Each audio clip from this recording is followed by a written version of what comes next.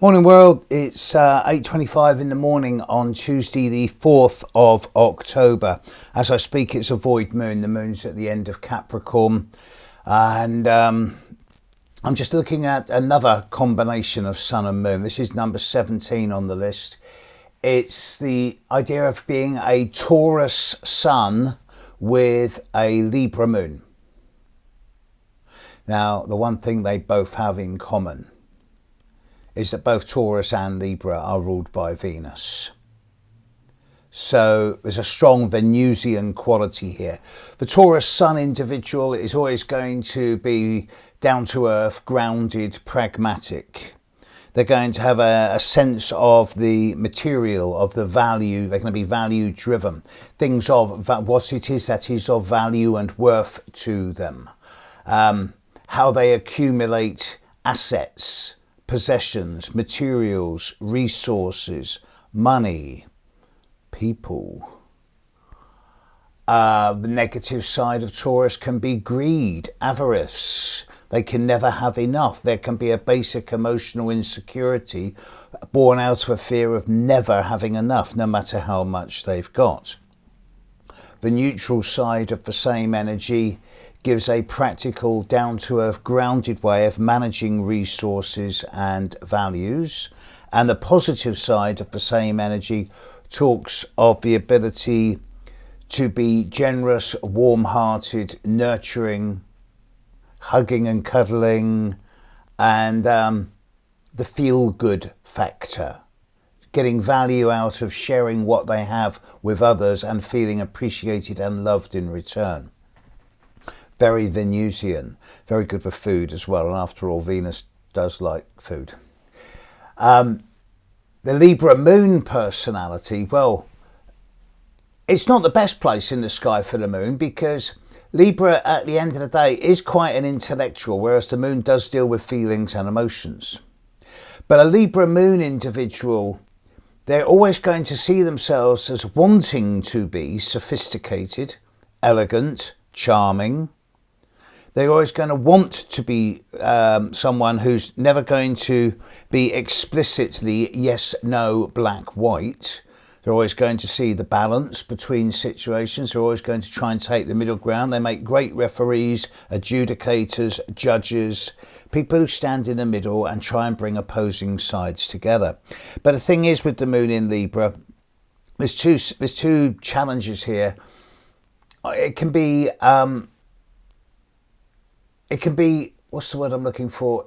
It can get stuck in the middle.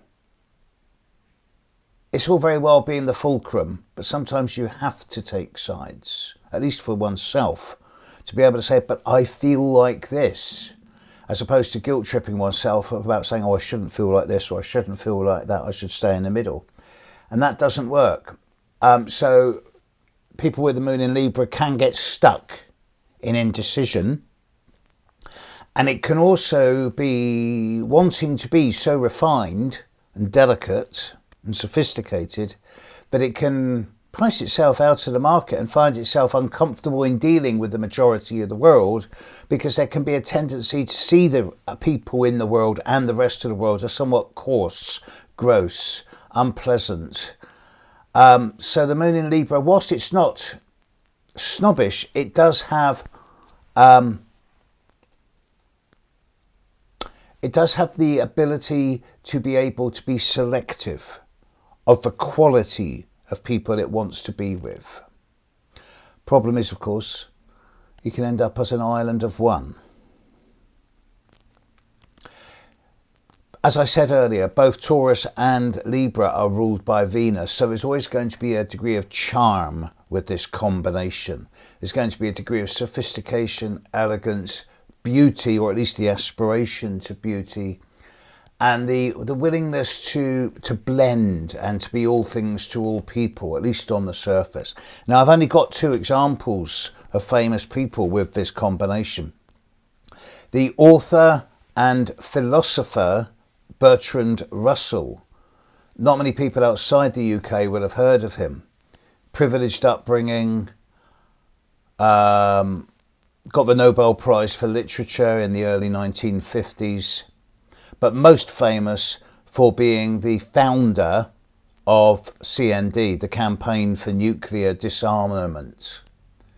And here he did try and build a broad church where people from many different spectrums of life were united by a common theme, the desire to get rid of nuclear weapons.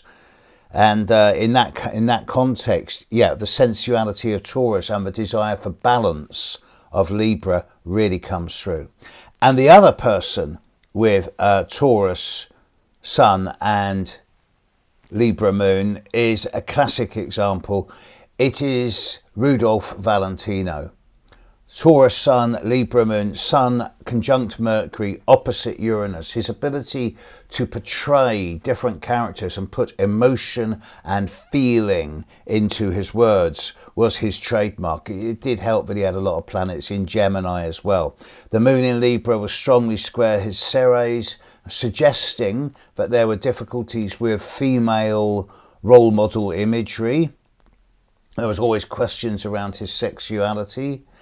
And upon his death, a number of his female fans did try and literally kill themselves or throw themselves off of roofs or something like that. Because with that Taurus and Libra connection, he was able to, without meaning to, but he was able to seduce and enchant people by giving them the idea that his world was so good that they could aspire to it. And then he died and their dreams were shattered.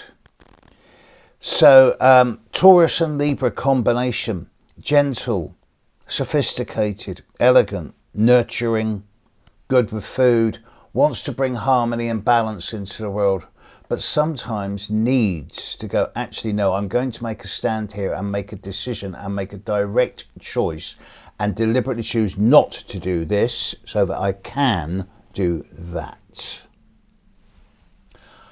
That's it. Catch you later, world. Bye.